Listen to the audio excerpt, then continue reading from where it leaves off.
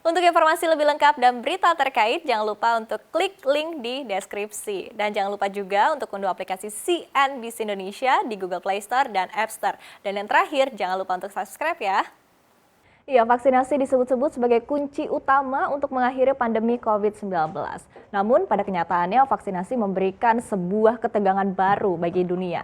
Pasalnya, kapasitas produksi yang terbatas ini membuat negara-negara di dunia ini harus saling berebut untuk mendapatkan pasokan vaksin terlebih dahulu. Dan bahkan baru-baru ini ketegangan terjadi di Eropa dalam bentuk untuk memperebutkan vaksin COVID-19.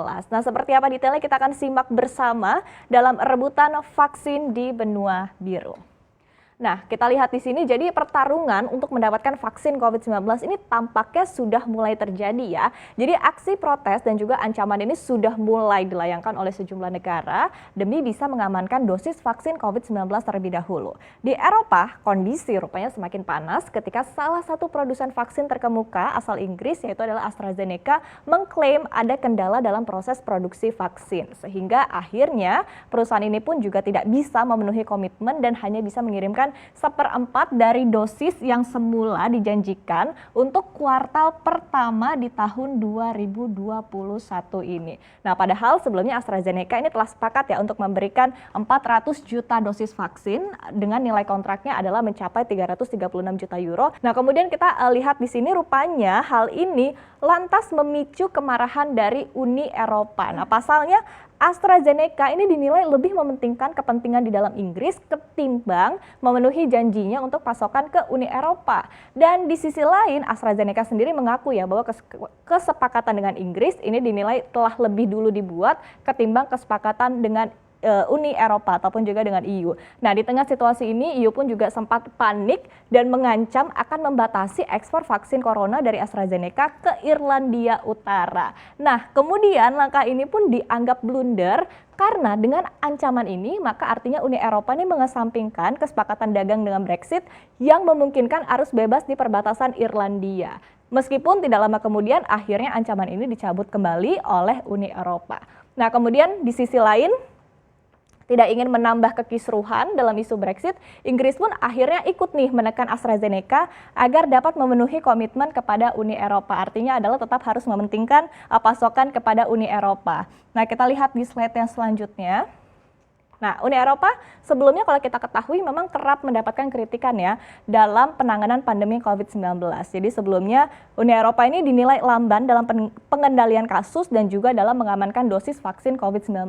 Dan kini justru malah langkah-langkah EU ini dinilai cenderung tergesa-gesa dan menggambarkan kepanikan. Di mana EU pun ini harus mengeluarkan ancaman kepada perusahaan-perusahaan vaksin untuk memenuhi komitmennya kepada Uni Eropa.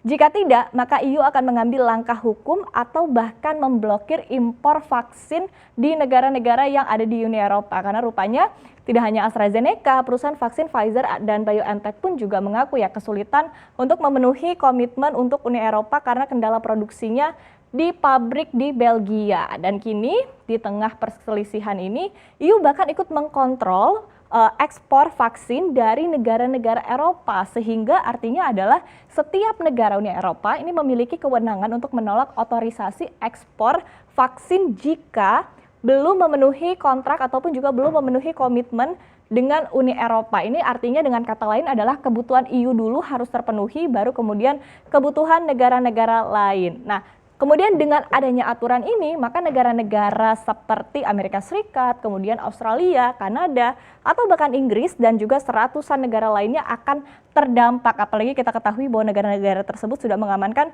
dosis vaksin yang jauh lebih banyak begitu ya. Dan terang saja langkah ini kemudian langsung dikritik oleh Organisasi Kesehatan Dunia ataupun juga WHO karena dinilai akan memberikan efek domino ke seluruh dunia. Meski demikian, aturan ini tidak berlaku untuk pemenuhan kebutuhan organisasi COVAX dan juga negara-negara miskin dan juga negara berkembang, termasuk diantaranya adalah Indonesia. Nah, kita lihat di sini.